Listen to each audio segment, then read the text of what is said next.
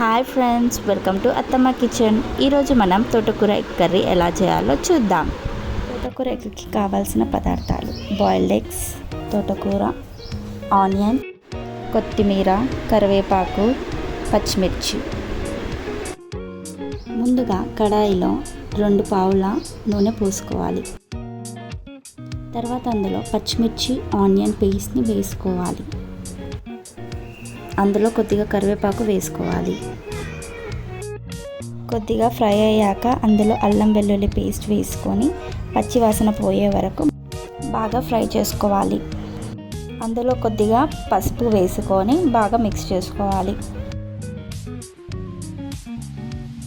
తర్వాత అందులో ముందుగా గ్రైండ్ చేసి పెట్టుకున్న టమాటో పేస్ట్ వేసుకోవాలి.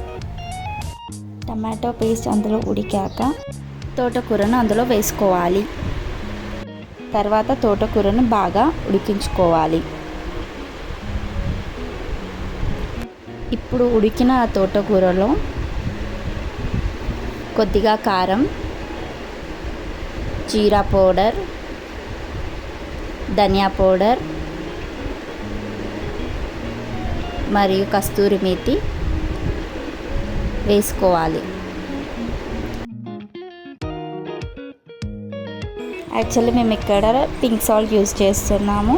సో మీరు మీ ఇంట్లో ఏ సాల్ట్ అయితే యూజ్ చేస్తారో అది వేసుకోవచ్చు. తర్వాత అంతా బాగా మిక్స్ చేసుకోవాలి.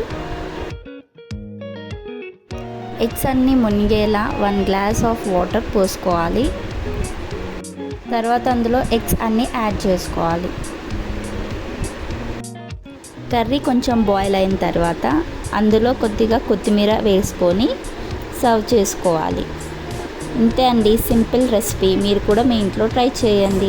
మీకు ఈ రెసిపీ కనుక నచ్చినట్టయితే లైక్ చేయండి, సబ్స్క్రైబ్ చేసుకోండి. Thank you for watching.